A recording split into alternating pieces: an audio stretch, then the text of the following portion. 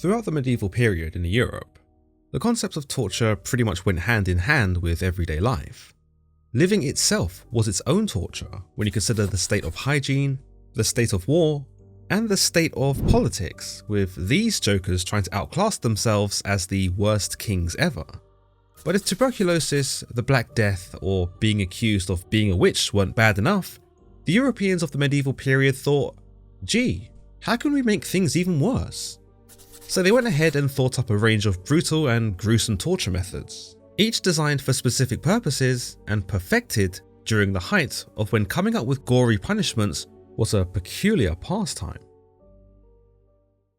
Please, you don't have to do this! I'll pay you anything you want, please. Think of my family!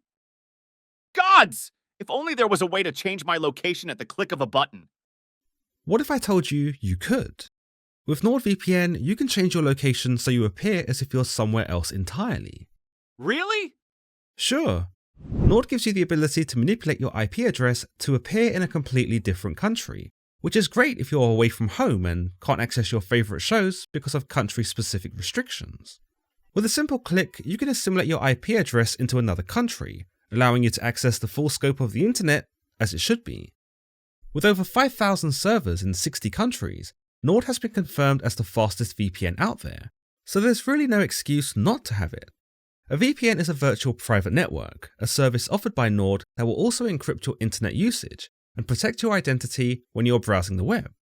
In today's day and age, many of us have personal information stored online, whether this be home addresses, government information, or even our bank details. So why not make sure you're safe with a VPN from Nord? Sign up now using my exclusive link here, or use the link in the description. Right now, NordVPN is offering a great deal, where customers who purchase a 2-year plan will get an additional 4 months absolutely free. Try risk-free now with a 30-day money-back guarantee. Just go to nordvpn.com/legends or use the link in the description. Alright, back to work now. What? Oh, come on! Judas Cradle. The Judas Cradle was created particularly for those who were accused of treason or heresy.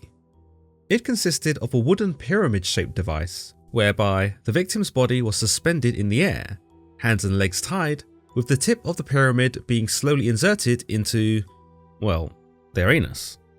The intent was to stretch and distort the orifice gradually by the weight of their body, resulting in immense pain and suffering.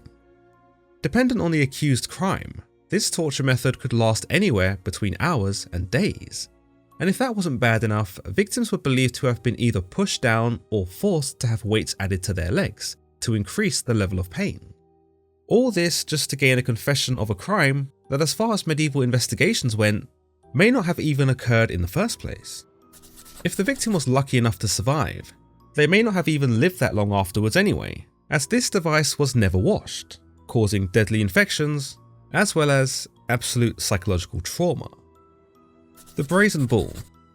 Over in ancient Greece, a method where survival would be extremely unlikely is the Brazen Bull, a hollow bronze device complete with details to make it anatomically similar to resemble an actual bull, both in form and size. Paralos of Athens, a skilled brass worker and inventor, introduced this horrifying invention to Phalaris, the tyrant of Arcargus in Sicily. With a door on one side, the victim would be placed inside and a fire would be lit beneath it. Not only would this slowly roast the victim to death, this contraption had a unique acoustic design of pipes in the bull's nostrils and head, which would transform the victim's harrowing screams into the sounds of a bellowing bull. It is thought that Phalaris found Pelorus's description of the Brazen Bull so repulsive that he demanded Perillus to enter the device himself to demonstrate how the screams of a victim would truly sound. Perillus agreed, but was removed just before his death by his own creation. His reward? To leave alive. The boats. If the last two methods weren't bad enough, how about being eaten alive? Scaphism, also known as the boats, is believed to have originated from ancient Persia. The word scaphism is derived from the Greek word scaph, meaning scooped or hollowed out. This brutal form of punishment was noted by ancient Greek historians Plutarch and Herodotus during the reign of King Artaxerxes II, though modern historical scholarship does question the legitimacy of scaphism as a credible torture method. In any case, if this method is true, whoever devised it must have truly hated his fellow man. The boats were reportedly employed as a form of capital punishment for crimes such as treason, going against the ruling authority, or other offences that were considered especially egregious. It involved a process of 3 stages. To begin with, the preparation. The condemned individual would be placed between 2 boats or hollowed out tree trunks, with their head, hands and feet exposed. The next stage involved force feeding the victim with copious amounts of milk and honey mixture, guaranteeing the onset of severe diarrhea, which would be retained within the wooden enclosure. Thirdly, their head, hands and feet would be smeared with the same sweet mixture, and the victim was left out in the sun as they sailed on water. This attracted bugs and vermin to eventually feast and breed on the live victim, whilst they died a slow and torturous death of infection, dehydration, and insect infestation. The Roman candle. Roman Emperor Nero, of course it wouldn't be a torture video without Nero, was well known for his cruelty and debauchery. He rose to power at the young age of 17 in AD 54. On the 18th of July 64 AD, the Great Fire of Rome ravaged the city for 9 days, and instead of getting a bucket of water and helping out to fend off the flames, it was rumoured that Emperor Nero instead played the lyre and sang about the fall of Troy whilst the city burned. This led to accusations that either he started the fire or allowed it to continue in order to clear a space for his new palace. Seems like a pretty Nero thing to do, to be honest. Amidst these circulating allegations against him, Nero shifted the blame onto a group already unpopular in Rome, the Christians. Candles in ancient Rome did not compose of the scented wax we are familiar with today. Instead, they were said to be made of people, specifically Christians, who were set ablaze for Nero's amusement and entertainment. This execution method involved tying victims to stakes, where they were said to be coated in wax, oils, and other slow-burning flammable substances, before being set alight. Poena Cullei. The Latin phrase Poena Cullei can be translated as penalty of the sack.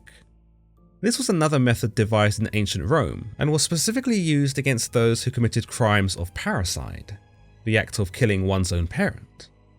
According to Roman jurist Modestinus, the penalty of parricide as prescribed by our ancestors is that the culprit shall be beaten with rods stained with his blood, and then shall be sewed up in a sack with a dog, a cock, a viper, and an ape, and the bag cast into the depth of the sea, that is to say, if the sea is near at hand. Otherwise it shall be thrown to wild beasts. This form of punishment was not only physically harsh, but some might say carries some symbolic significance. Dogs are known to be loyal. Including them into the sack emphasizes the consequences of betraying trust. The rooster typically crows at the break of day and symbolizes awakening and renewal. In the context of Poena Cullei, it could propose a form of rebirth or purification for the condemned individual. Snakes are frequently associated with danger, deceit, and betrayal. Including a snake within the sack can reiterate the severity and treachery of the crime. With apes and monkeys being wild animals, they could represent untamed or primal instincts and emphasize the unruly actions of the condemned. Either that or being stuck in a giant bag with a dog, a rooster, a snake, and an ape was just so outlandish and bizarre that it worked as the most terrifying, if not utterly awkward punishment that one could go through. With this, it should be noted that some historians don't believe this method was actually carried out. After all, it doesn't seem viable that all these animals were stuffed into a single sack. I mean, how big is this sack anyway? It was perhaps used more as a threat designed to deter anyone who was tempted to commit such a crime. Rat torture. No one wants rats or mice running about the floor. No human wants rats or mice running about the floor. You sure as anything wouldn't want them anywhere near your actual body. So of course, trust the medieval Europeans to use a torture method based off of that very notion. The purpose of this method was to extract confessions from the condemned, but also to strike fear in the public and deter potential wrongdoers. This barbaric method wasn't exclusive to just the everyday criminal or political prisoner, or those accused of witchcraft, but even some nobles were victim to this horrific torture after being accused of treason or heresy. Rat torture has been around since ancient times, and it comes as no surprise that one of the first documented uses of rat torture was by everyone's favourite emperor, Nero. The method saw a rat placed into a barrel or a bucket. This item was then placed against the victim's body, usually the abdomen. The rat was incapable of escaping through the bottom of the container, so its only other choice was to burrow through the flesh of the victim. In Nero's instance, there are accounts of the rats being starved first, making the rat more eager to start chowing down. During the Middle Ages, the method of rat torture became somewhat more sadistic, with iron cages being placed on the victim's abdomen and then heated up to ensure that the rats had only one route to escape: to gnaw desperately through the victim's flesh. Flaying. More commonly known as being skinned alive, flaying is an ancient method of punishment and torture in which the skin is removed from a person's body. It is an extremely brutal and painful practice that was historically used as a form of execution or as a means of inflicting severe pain and humiliation on individuals to gain a confession. Flaying was prevalent in various cultures throughout history, including ancient civilizations such as the Assyrians, Persians, and Aztecs, but it is said to have been more widespread during the medieval period. Believe it or not, there were different techniques to carry out this torture, which typically began with the accused being tied down, stripped naked, with their limbs spread. The executioner would either start by slicing off the skin in sections with an extremely sharp knife, or cutting the skin into strips, and then peeling the skin away from the body. Some would even go as far as boiling the victim in order to loosen their skin beforehand, and reduce the amount of blood loss during the procedure. Those who did survive this gruesome torture would be left severely disfigured, or later died from infection. Flayed skin was typically displayed in public as a warning to others not to commit crimes, and served as a reminder about the power the ruling authority had over the community. As always guys, if you've enjoyed today's episode, then don't forget to leave this video a like and don't forget to subscribe for more content just like this. Until next time.